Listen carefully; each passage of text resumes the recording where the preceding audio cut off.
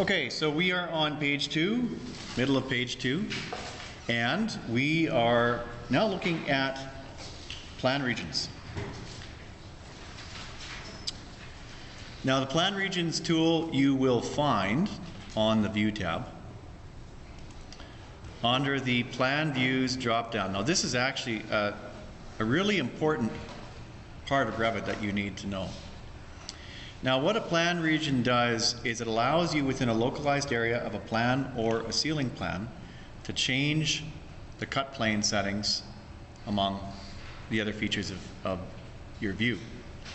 So when you click on the plan region command, what it wants you to do is to draw a polygon representing the area where you want the cut plane raised or lowered.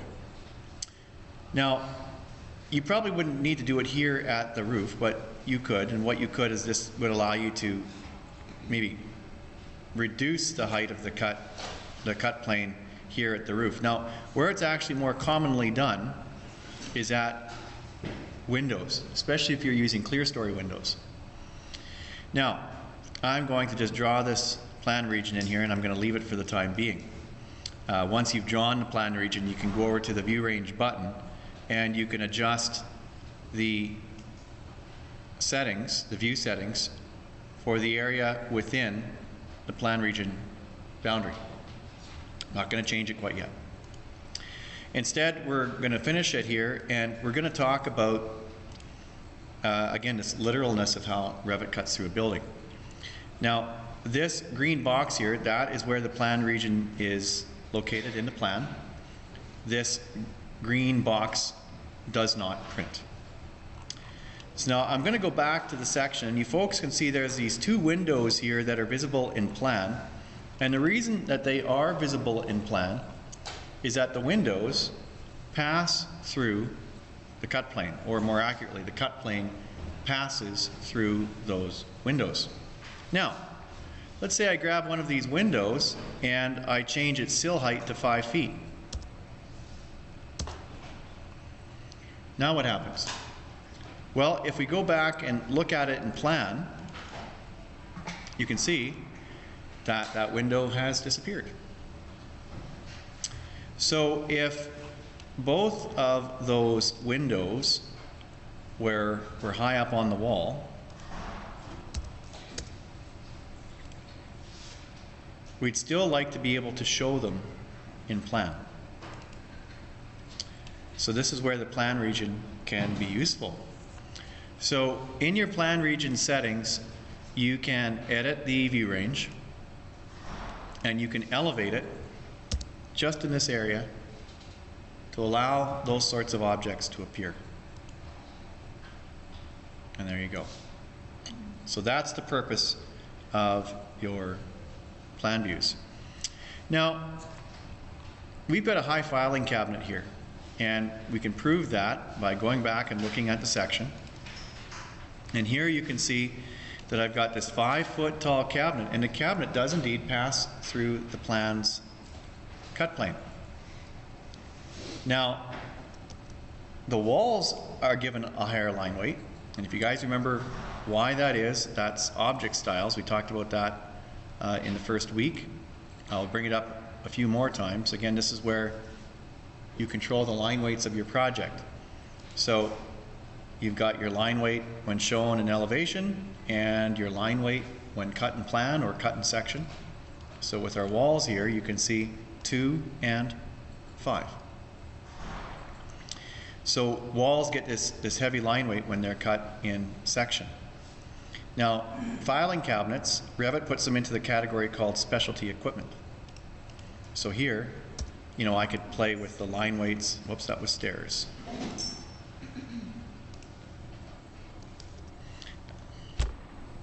What did I do? Oh, I was in object styles. Okay, so I go down to specialty equipment, and look, it's grayed out. There is no cut line weight for specialty equipment. So that's things like office storage equipment, different kinds of like bathroom partitions, that kind of stuff. they're put in a specialty equipment category. They are never shown cut, and that's by design. So even though this filing cabinet is cut, Revit always shows it in projection. Now on the wall here, we have a light sconce. And if we go back and look at the section again, you folks can see that the light sconce is completely above the cut plane. But we would still like that wall sconce to appear, so that is the purpose of the top of the view range. It allows Revit to pick up some of these other objects, these ancillary objects that would otherwise be hidden. So that's the purpose of the top. So we use those plan regions then to increase the cut plane to deal with scenarios just like this. Now let's talk about duplicating views in the bottom of page 2. So what I want you to do is right-click on the level 3 floor plan in the project browser and find the duplicate view menu. These are the 3 options. So if you just choose duplicate, you get a copy of this view, but without any of the annotations or any other 2D line work or geometry that you've added. So things like dimensions and text, those would not get copied, just the view itself. So you can see all the text and all those other annotations are gone. It did copy the plan region, but that's it. Now I'm going to undo that step. Now I'm going to right click and choose duplicate with detailing. So that means not only is the view going to be copied, but all of the 2D geometry, text, dimensions, etc., that will be copied as well. So in this copy, all of these text objects here and dimensions, they are separate from the originals. So if I delete this text here, it does not affect the text in the other view.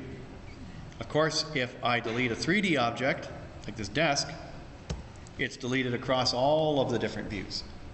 But deleting 2D objects only affects that one view where you are working. Duplicate as a dependent, that's done more for when you're doing an array of partial plans on a large floor plate. So the idea with duplicate as a dependent is that if you have a very large floor plate, so for instance, on the Vancouver Convention Center, when I was working with those architects helping them to use Revit on that project, they wanted to print partial plans of the building at 1:50. Now obviously it's a huge building, so there's no way that a 1:50 floor plan would ever fit on a sheet. So they have a master floor plan, and then they duplicate as a dependent. And what dependent views are, you get this little child view here. The 2D objects are shared between all of the views. Now normally in Revit, when you copy a view and you duplicate it with detailing, those are separate 2D objects. But in dependent views, they share their 2D objects, and so the idea is that you can create a big master floor plan that won't ever fit on a sheet, but then you create dependent views that you stretch down into the size that you want to fit on your title block, and they all share their 2D objects. So that way in the master floor plan you can get all the dimensions on and all the wall tags and door numbers and all that stuff, and that way you know it's all done. And then to print it, you make all these dependent views for each of the smaller areas so that it will fit on the sheet. Okay, let's go over to the next page. So more view creation tools. Now, we've got this section that's right here already, but let's cut another section. So go to the View tab and find the Section tool. Now, before you draw the section, I want to draw your attention to the Properties palette. This thing at the top here is called the Type Selector. So whenever you're using a particular command, wall, text, what have you, when you go to the Properties palette and you click that menu at the top, it'll show you the different kinds of things that you can make based on the command that you started. So if I was using the text tool, it would show me all the different text fonts that I could use. And if I use the wall tool, all the different walls that I've defined so far. So here with the section command, it shows you these 3 different kinds of sections that you can create. So I'm going to create a wall section here.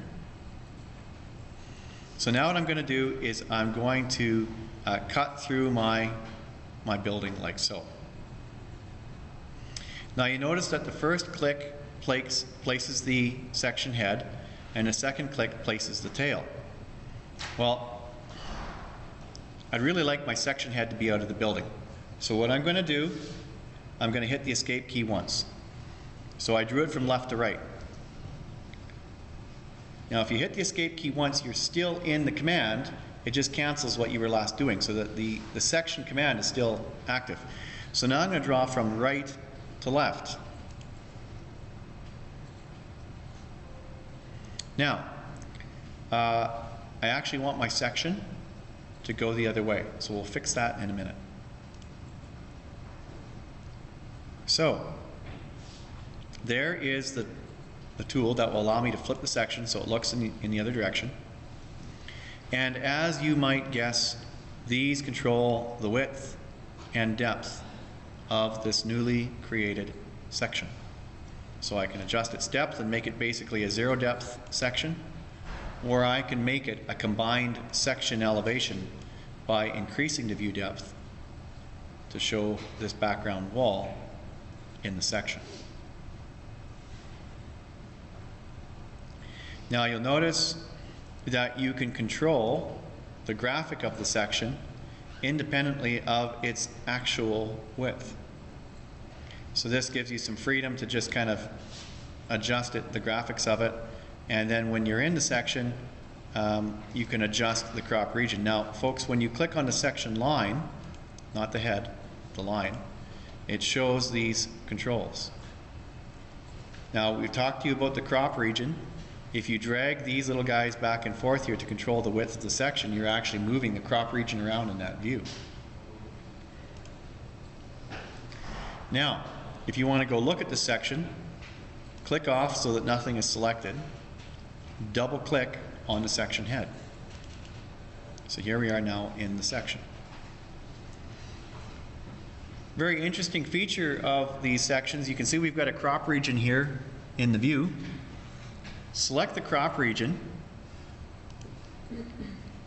Now be careful, don't hit these little squiggles when you select it. So when you come in here, just click it, but don't hit these squiggles. Those actually do this. Creates a broken section. Now we'll get to that in a few minutes. Now, what I want you to point out here is that we were on the 3rd floor, right? There's our 3rd floor, and here's the section we just created. Now watch what happens when I take the crop region of this section and I drag it down so it doesn't even make it to the 3rd floor, like that. Now what happens? Well, if you were to go back and double click on the level 3 view in the project browser, so over in the project browser, find floor plans, and then level 3 and double click it, section's gone. Now, go down and find wall section in the browser, or wherever you put that section. It'll probably be called section 2, and double click it. And now drag that crop region back up. And so what's happening is, any time that you exclude levels from a section, it won't appear on plan views of that level. So that's by design. So if your section doesn't go all the way up to the 3rd floor, there's no point in showing that section on the 3rd floor, so Revit hides them. Now, I'm going to change the scale here to 1/4 inch to a foot. Now on, I think a lot of buildings, wall sections are actually shown at 1/2 inch to a foot. And now we're going to get into this idea of a broken section. So here when I change my scale to 1/2 inch to a foot, You can see that this would be pretty large if I was to put it onto a title block now. So how can we collapse this down? What we're really interested in are the floor to wall intersections. So here's what we can do. We can select the crop region and we can break out an area of it. Now this is where it gets interesting. What I'm going to do is I'm going to size it and bring it up here, not so they come back together again, but just so they're close. So there's my third floor plan. Right? There's my third floor slab. So what I want to do is make breaks so that I'm only seeing my floor to wall intersections and there's going to be gaps in between. So here's the next break. Pull this up. Here's my second floor. Going to break it again. Pull this up. There's my first floor. So what we're seeing here are just the floor wall intersections at each story.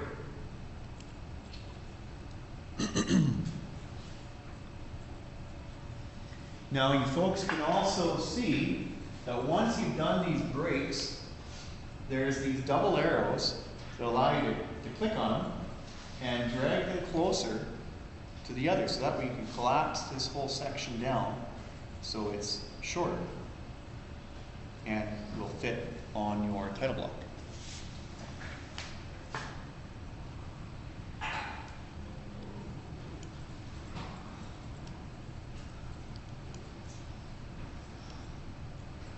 There we go. So you've taken a really tall wall section and you've made breaks and you can collapse them down.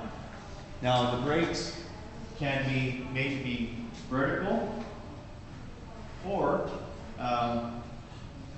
you can make them horizontal. So you could have the breaks, instead of horizontal breaks like this, you could have vertical ones, so you can shrink a view horizontally as well. Once you've chosen a direction, you are sort of committed to that direction. I cannot break this section horizontally now. I've already broken it vertically.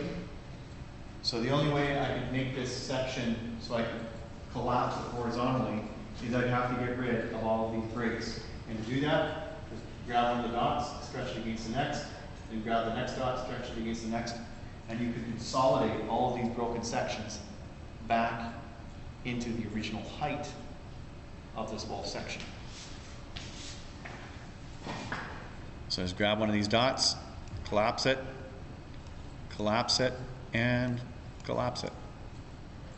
And there we are. So we're back to where we started. Now, we can do jogged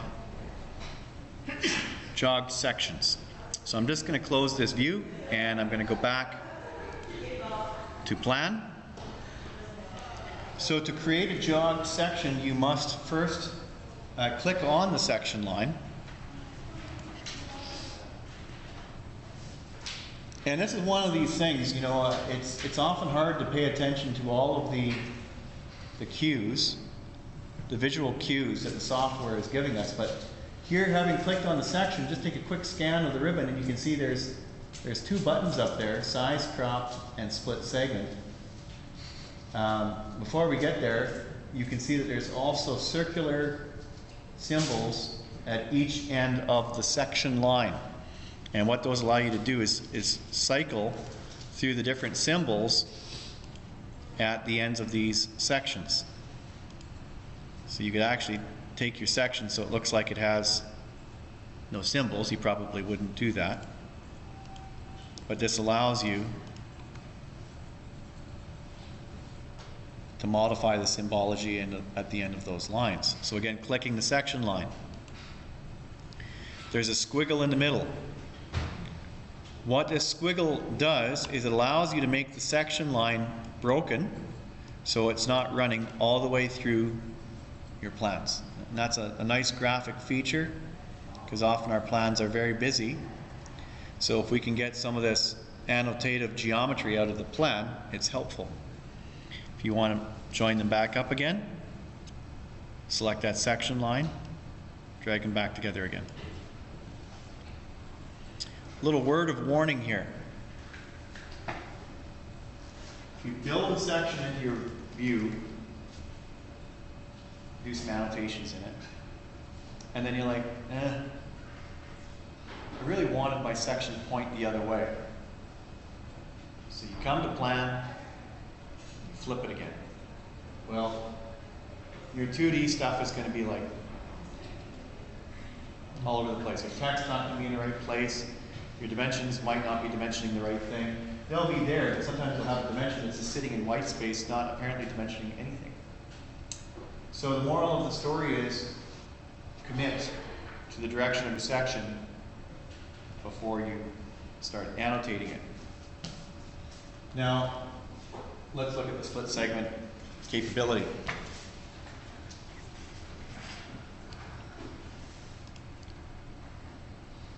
So when you hit the split segment button, it gives you the little X-Acto knife. Put it somewhere along the length of the section. And now you'll notice as you move your cursor from side to side on that split point, you can decide which side of the section is going to be jogged. So I'm going to jog my section like so. So it cuts through those stairs. You can have as many jogs as you like. How many people here have seen the classic movie The Princess Bride? Yeah? Anybody remember Wesley's famous line, "Get used to disappointment"? I'm going to disappoint you now. With sections being able to be split like this, people might ask, can I take one of these splits and rotate it? You know, if you've got a building that's got a wing that's going off at an angle, so you might have, you know, go straight and it angles downwards at 20 degrees. Wouldn't it be nice if we could take one of these sections and where it does the angled break, rotate just that part of the section? Yes, it would be nice. Can't do it though. If you want to do it in Revit, you can put two sections together, maybe just line them up on a sheet. So you can try and, you know, mark one eyeball, try and eyeball snap them into place so it works. I've done it a couple of times in projects in the past. So anyway, if you want to undo the jog afterwards, click on the section line and you can see here, just drag those double arrows. And once they're actually in line with each other, Revit will remove the jogs from the section. Okay, let's look at elevations next.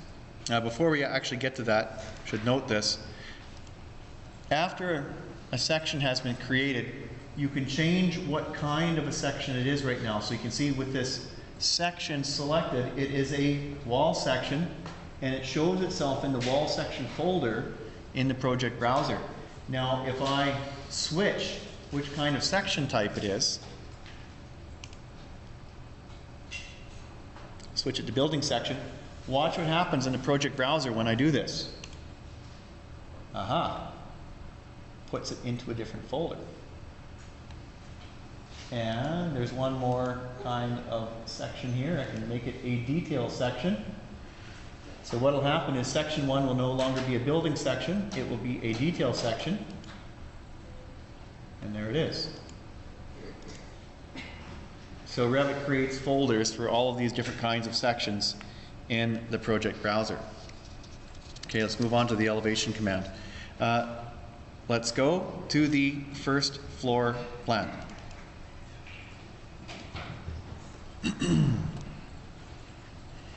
Now you folks can see that there is an underlay on right now of level 2. There is this kind of little racetrack, this little bulkhead that's around inside the second floor. I just selected the roof and hit HH, by the way, HR. Restores, click on an object, HH, click on an object, HH, click on an object, HH, and it hides it. HR brings it back. Click on an object, HC hides the category, so all the walls are hidden. So there's that little racetrack area here. around the edge of the building. And that is why in the level 1 floor plan you see this gray line. And this is because the underlay has been enabled, and if I set it to none, you can see the change in the plan. Okay, elevations. So on the View tab, grab the elevation tool. Don't worry about the drop down, just hit the elevation tool. Now, before you draw a view, before you create a section, before you create an elevation, you can choose what kind of elevation you propose to create. Now, the symbology of interior and exterior elevations is different. That's on purpose, of course, so that you can identify which is which. They both do the same thing. It's just that they have different symbols.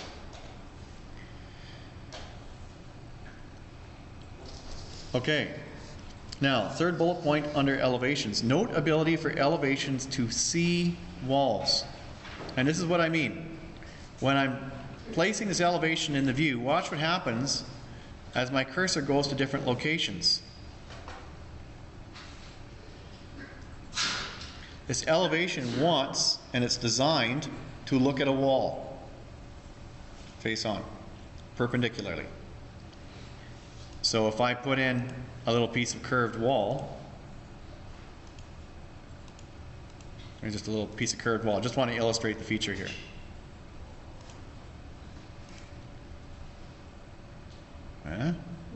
Yeah. So our elevations want to maintain that tangency or perpendicular arrangement with respect to a wall that it's looking at. So if you put it outside, it will look in a certain direction. Okay, now you can see here is the new view that's been added to your project. Now I'm going to hit escape twice to get out of the elevation command. And we've got some fine points here with regards to elevations. Now, of course, you can see which direction it is looking. It is looking to the east. Elevations have two components. There is the body in the middle, and there is the pointer. If you double click the pointer, it will take you to that view. 1, 2. Now, why does it look like this? Well, it's because the depth of the elevation is not enough to see right to the end of the building. You folks can see in the properties palette here, far clip offset 29 feet. So, I've got a few options here. I could take my far clip and I could make it some big value like 200 feet. So I've put in 200 here. Now why do we not see a change? Well, that's true. I could go down and hit apply. You don't have to. As soon as you move your cursor out of the properties box, observe, cursor's here and now it's out. As soon as you move your cursor out of the properties palette, any changes that you've made will be committed. So that's one way I could have changed it. What else? Well,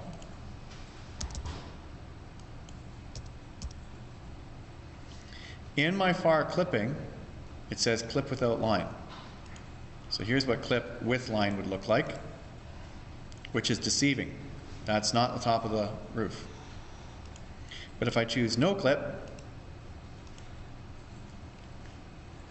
far clip offset is grayed out because there's no clipping going on. So in answer to what should I have done with that elevation to get rid of the clipping that was happening, just turn it off. Switch it to no clip. Now, let me show you one little nuance here that you folks should be familiar with. I'm going to go to the site plan. Now here in the site plan we are looking down on top of our model. And what I want you to do is clip the pointer on the elevation once. What you are seeing is called the elevation view plane. It shows you where the elevation is looking from. You folks can see the direction of the view. Now Revit is showing you where the view is looking from. What am I going to see? Like, see, once the view plane is visible, you can grab it and move it. What's this elevation going to be like now? A section. What is this elevation going to be like now? It's going to be what? Exactly. Michael Keaton was in a movie, I think it was called Multiplicity. This is going back to the 80s, but there was a comedy, and in there was a development in Los Angeles that was called View de Nada, which of course means view of nothing. That's what this would be. It is a view of nothing. We're looking in this direction, but the view plane is on the wrong side of the building. So this is something that can happen to you in your project where you accidentally move the view plane so it's on the other side of the building and you don't see anything at all. This, of course, would be a section. And you want to make sure that your elevation view plane isn't cutting into your roof overhang, but that it's close enough to your building that if there's any undulations in the soil outside, so let's say you're on a sloping site or there's a bit of a berm in front of the building, you don't want the berm to obscure part of your elevation or part of your view of the building. So bring that elevation plane up close to the edge of the building, but not cutting through the overhang. Now again, fine details. What happens if I want to move this elevation tag elsewhere? So if I just click on the box here, I can drag it and move it to another location. Okay, what happened to the elevation plane? Well, let's check. Click on the pointer. Oh, it's still there. Good, it didn't move. So this means that if I click on the body once and then drag it to a new location, it doesn't affect the elevation plane at all. Now here's the details. What happens if I window select it all and now move it? That does move the elevation plane. Clicking off, clicking the pointer, aha. So if you just grab the body and move it, no biggie. But window select the whole thing and move it, and yes, you are moving that view plane. It's just a fine detail, and it sucks to have to tell you folks about it, but it's those fine details that often make people miserable because they don't understand what's going on. Now, when you click on the body, you will see that there are other checkboxes so that you can enable elevations that are looking in these different directions. Now, as you do so, you will see extra elevations being added to the browser. And folks, please, as soon as you make a view, go into the browser and name it, because otherwise nobody's going to know what that view is about. So it's really easy to make a view from one of these existing elevation tags.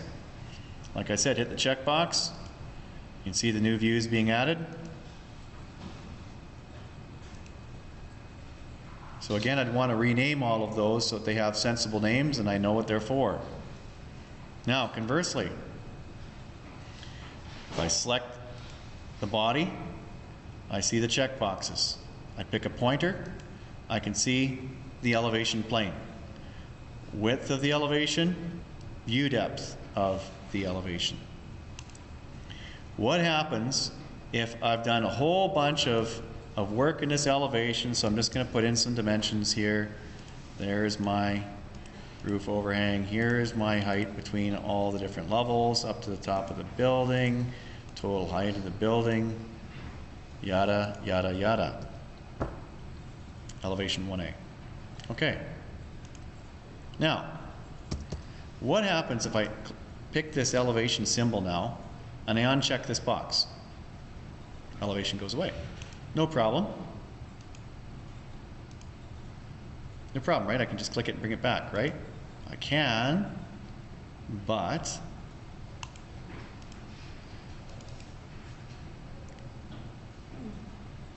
so when you go through that process of removing one of those elevations, so here I'm just going Control Z, any annotations that were in this view would be deleted when you uncheck that box. So be careful when you do that. Looking at the bullet points here, note limitation about elevations on separate sheets from one tag. Now what am I talking about?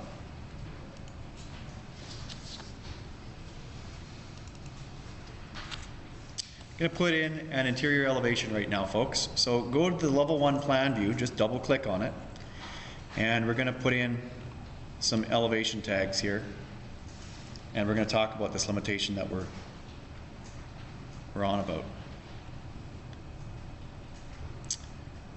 So level 1 plan view, go to the view tab, find the elevation tool, and go over to the properties palette and switch it to interior elevation.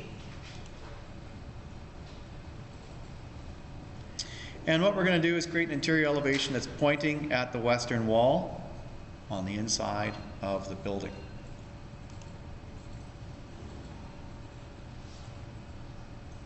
So there's our first elevation. Going to hit escape twice to get out of the elevation command. Going to click on that elevation body, and I'm going to get elevations looking north and south. Now, here's the deal. When this elevation is dragged onto a sheet,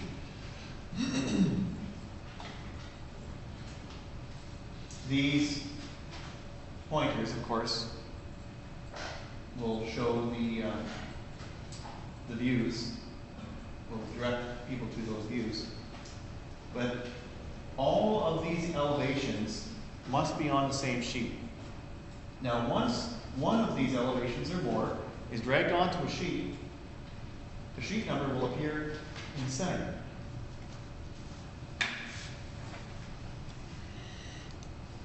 So I'm right-clicking on sheets and choosing new sheet. Don't do that, just keep your eyes on the screen. So I'm just going to add a new title block here. And I'm going to drag this interior elevation on a sheet. So there's our first elevation on the sheet. And there, it's showing us the page number.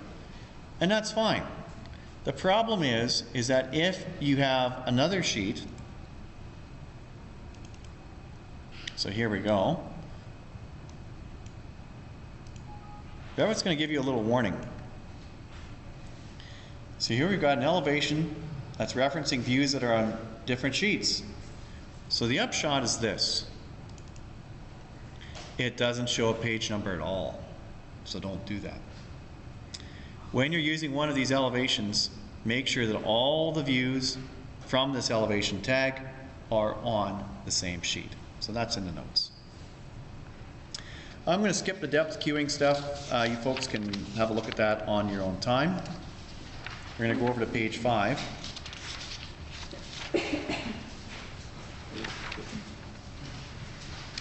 And what I'm going to do is just go over a couple of the gotchas here in Revit, and this is probably one of the most significant.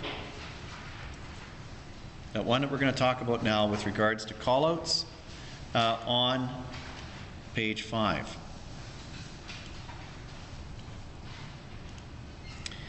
Now, before I move on to callouts, I'll just maybe make one last little note about our elevations here, especially interior elevations. I'm just going to open up one of them. Now, this is what we're seeing in the interior elevation.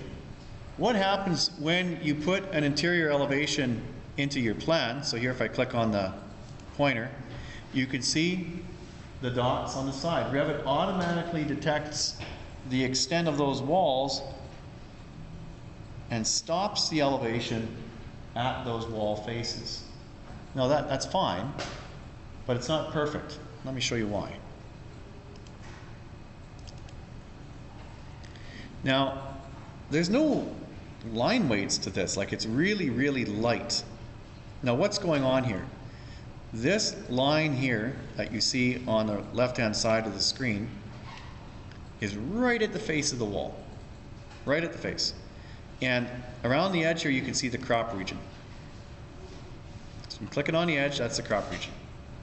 Now, watch what happens if I take one of these side dots and I just move it over a few pixels. Look at that. That's the wall. Well, wait a minute, isn't there a floor down here? There is. Grab the dot at the bottom and just move it up a little bit. And there's the floor. So I'm not sure why Revit does this, but I much prefer my interior elevations to have a little bit of a boundary around them. So after the elevation is placed, I zoom in and I fine-tune where those dots are sitting on all four sides so I get a nice bold line around the edge of my interior elevation. So here we are again.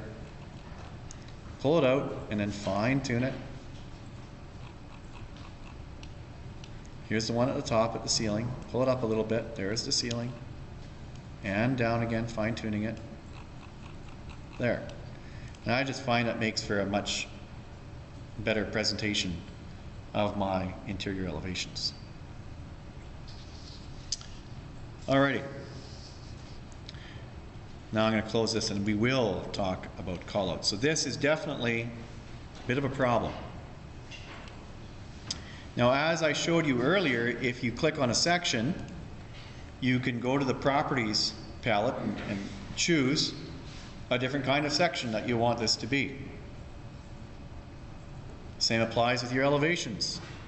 I can click on the body of an elevation and I can switch it to be one of the other kinds, a building elevation, for instance. And you can see the symbology changes and all those views get moved to a different folder. So great, sections and elevations, you can change what kind of type they are.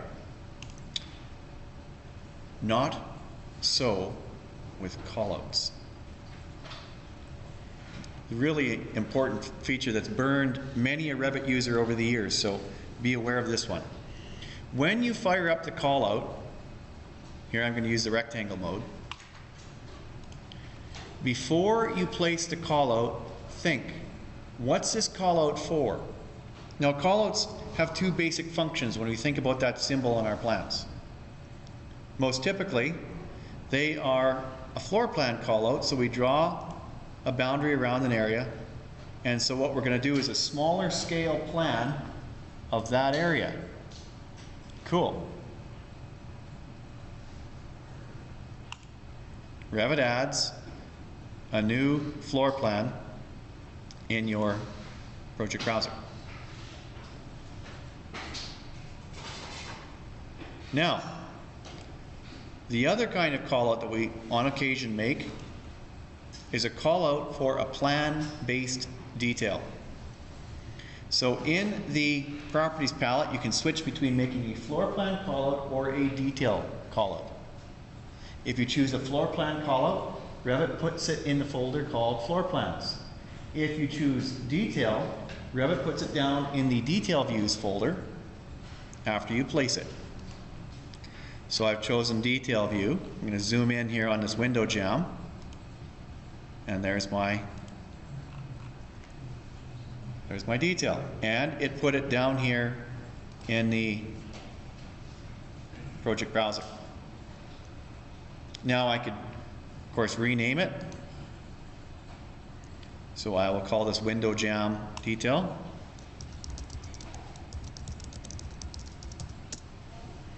Again, good thing to do right after you create the view is give it a name. And if you forget for a moment and you're like, oh shoot, don't worry. Go and click on the annotation in the view and you can adjust it, like you can adjust where the bubble is located. Right, so just click on the bubble in the view and now we can adjust, you know, there's these handles here to adjust where the circle is. And also you have this setting down here, view name, right there, right? So now I can go into this box and if it just said detail 0, I could type in the name that I want. So here's the gotcha.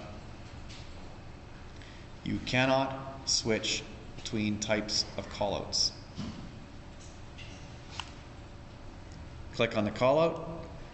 You know, like I said, if it was a section, we could go through and we could switch it to a different kind. I could switch this to you know, all the other kinds of sections that Revit creates, but not with callouts. So once you started making one of these callouts detail type, so it forevermore shall be. If you create a callout to be a plan type, you cannot switch it from being a floor plan callout to a detail callout. And you're all looking at me going, wow, why, Wes, why? Because the guy who programmed this into Revit quit in about 2004. I'm not joking. And nobody's wanted to touch his code since. Yeah, nobody wanted to touch the dude's code. So they're very smart programmers who laid down the initial lines of code for Revit, and they all worked on certain features of it. And if you guys have ever been in software development, you might think that this is, to revise this might be a very innocuous, low risk task. That's not the case. You can change a feature like this and radically break how the software works, and that's why software programmers are often insane, because these kinds of changes can break the software. So literally for 15 years, nobody's wanted to change this feature that this guy built into the software because they're just afraid of what else it might break if they did so. So that is one of Revit's few gotchas, and that's one that you need to know about. Okay, now, before we get to the exam here, we will just talk about the last few views here, and then I'm going to just leave the rest as notes with respect to plotting and the rest of the notes, and then we'll hand out the quiz, which is open book. So you can look at your notes, you can look at tonight's notes, whatever. One very unique kind of view in Revit is a drafting view. Now, a drafting view creates a purely two-dimensional drawing space. Now, whenever you make one of these other views, be it a section or a callout, you're making a view of the model in a specific area of the model, and when you open this view, you get a view of the model from this location. And of course, you can use the 3D model geometry that you see there as part of the detail, or as we talked about earlier. You can use the display model parameter, turn all the 3D stuff gray, put the 2D stuff on top of it, and then with the display model parameter, turn the model off. And all you would be left with is the 2D drafting that you had done at this window jam. Common workflow. But a drafting view is not of any specific location in the model at all. It's just a sheet of paper. Here's the sheet of paper, draw a detail.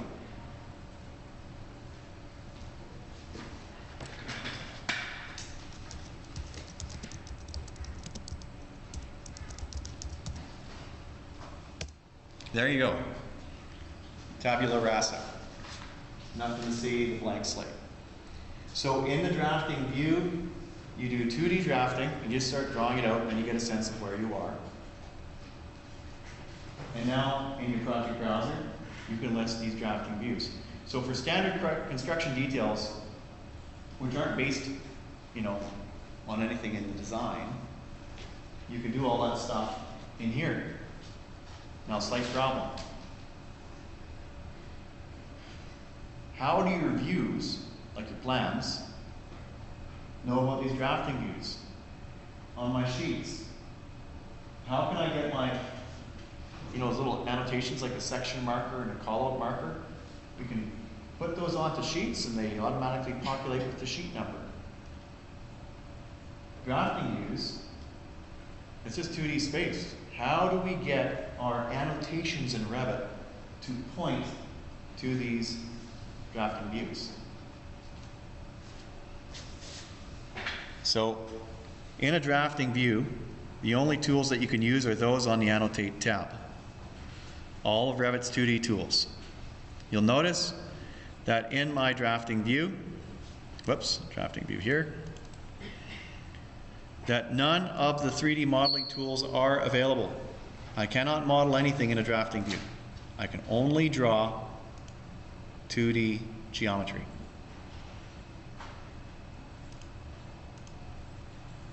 So here's a little 2x12. So I could, put in a 2x12, and I can put in some detail lines, and I could draw, everything that's going to be part of this detail. It's all fine and dandy. But now, how do I get annotations from my model to point to 2D space?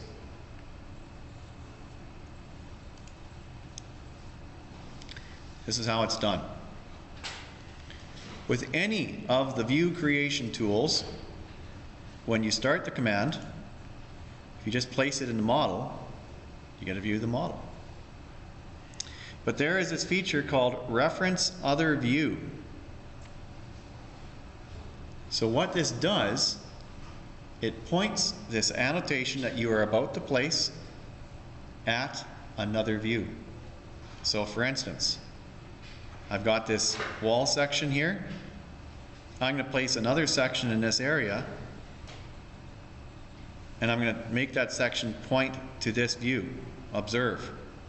So I've started up the section command, but before I even get started, I hit the Reference Other View checkbox, and I choose which other view in the project that I want this annotation to point to.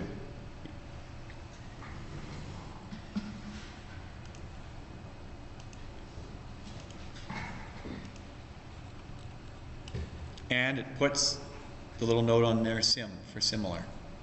So when I double click on it, it takes us to that wall section. But notice, if I take this thing and I move it way out here, doesn't matter, because this is just a dummy now. It's pointing at that other view. In fact, I could take it and rotate it on a funky angle. Doesn't matter. It points to this other view. So likewise, if I'm, say, making a callout, two things. Which folder do I want this callout stored in? In with my floor plans or in with my details? Now I want it to point to the details, so I'm going to choose to make it a detail callout. Reference Other View. And now I'll get it to point at that drafting view. Again, you see the similar notation on there. And when I double click on it, instead of taking me to this window jam, it takes me to that drafting view. So that's how you can incorporate drafting views into your drawing process. If you have folks in your firm who are dragging their heels a little bit on learning Revit, you can still get them to draw details in AutoCAD. And so what you can do is you can create drafting views in Revit where you can import CAD details and reuse them. So that way, some of those CAD details can be put to good use inside your Revit project. We had projects where we were stuck in the design phase for a really long time, but we weren't given any slack in terms of finishing our working drawings. So what we decided to do is, while the client spun their wheels with the design process, we'd go through and make just a ton of different drafting views and do all of our generic details and work out our floor and window and wall intersections and all our waterproofing and all that stuff. And we did that first. Drafting views. So we had a project where literally there was no plans or very little plan work resolved, and we had all of these finished construction details ready to go once the design was sorted. And then we just once all these drafting views were done, we pointed our annotations in the plans back to these already created drafting views. So it's kind of a neat way that you could, switch up the normal documentation process within an office.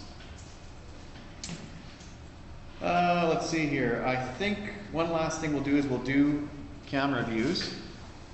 So go to the level 1 floor plan for this.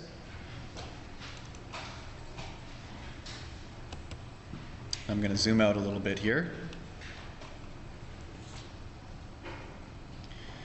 So from the 3D view drop-down, you will find the camera tool. Now the top one just takes you to the default 3D view. But the next one is what we're interested in here, the camera. So with the camera tool, once you've enabled it, you can see the camera on your cursor. The first click is where the camera or where the viewer will be looking from. There's click 1. Click 2 indicates two things. First of all, the direction of view and the depth of view. So if you did this for your second click, you're not going to see anything. You want to make sure your second click gets you right through to the back of the model.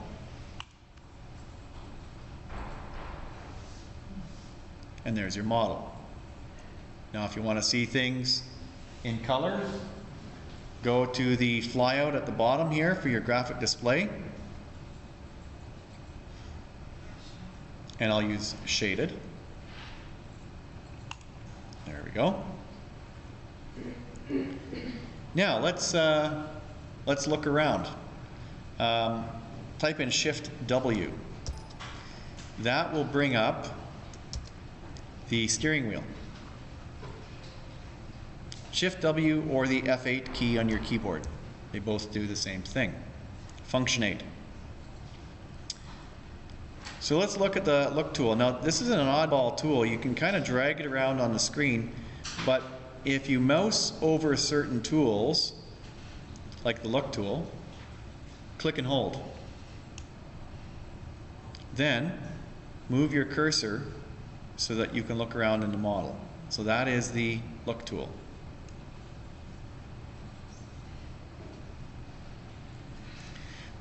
If you want to give your client a bit of a walkthrough, there is the walk tool. So again, click and hold, and very gingerly move your cursor up a few pixels to get the camera moving.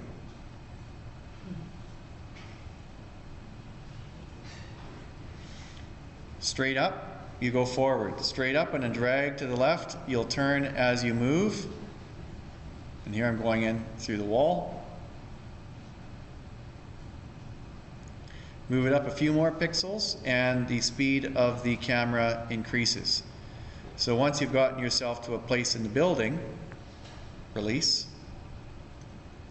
And now you can switch to the look tool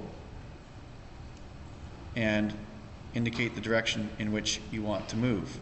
And you can move your cursor and keep going. You can drag and keep going. So this allows you to look around inside the model.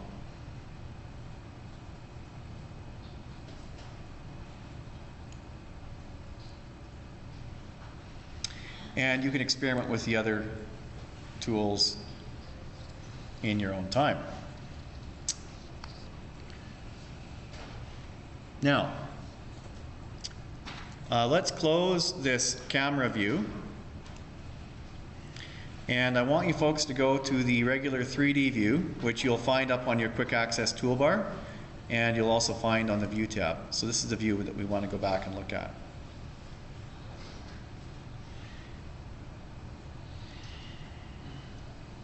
Now, the default 3D view in your project browser is shown with a couple of curly Q brackets with the word 3D in between. This is the default automatically created 3D view that Revit creates when you hit the 3D view button. Now, let's say that you have a client who's like brain dead when it comes to plans. They just don't see plans. Wouldn't it be nice if we could make a 3D plan view that we could show them isometrically. You can. Now, rather than taking our original 3D view and making those modifications, right-click on it and duplicate it and call it 3D level 1.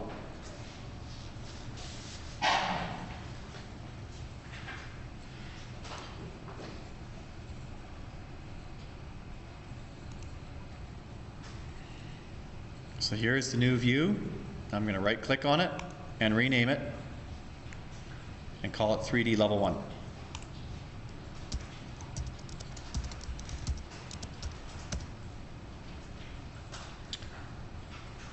So here's the magic. Now, with the view cube, you can click on the different corners of the view cube and get different orientations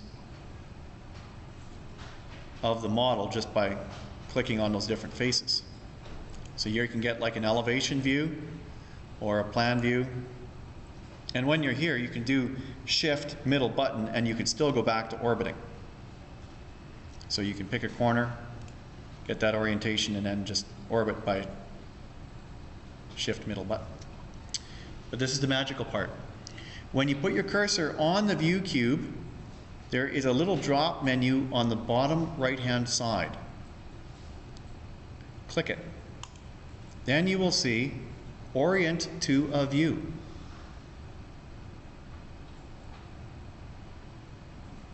Choose Floor Plans Level 1. Now what's happened is that Revit has resliced the 3D view and now just orbit and see what's happened. Okay, how did Revit do this? Well, what it did is it enabled a feature in Revit called the section box. These 3D views all have this feature called the section box, and when it is enabled, you get this box around the model. Select that box now and you'll see that there are controls on each of the 6 faces of the cube, if you will, that you can drag to cut into the building. Now, here, if you turn it off, you just get your model back again. Now turn it back on, the section box, and you can see there's the bounding box around the side, and if you pick any of those black edges of the section box, now we can control and create sort of a live section picking on any one of those edges. So what we did earlier, by picking the view cube and the little down arrow here and choosing Orient to a View, Floor Plans Level 1, is that Revit automatically adjusted the section box to match the cut plane and the view depth of Level 1.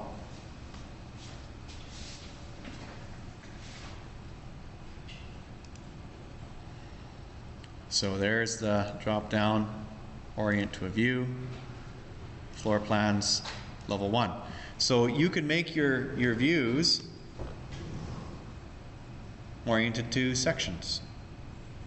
So what you can do then is you can make a 3D Level 2, a 3D Level 3, like so. Orient them to one of the corners of the view cube so you've got a nice sort of a 3D orthometric projection, and use that to show your client. Fun stuff. And then of course you can drag these things and put them on sheets as well. Or you can create JPEGs or PNG files and send those to your client as well. Okay, so that is it for the lecture. I'll have a quiz. You folks can work on it until 9:45. If you get it done sooner, you folks are free to leave. It's open book. You can Google it. You can look in the notes. You can call your wife. She'll have all the answers.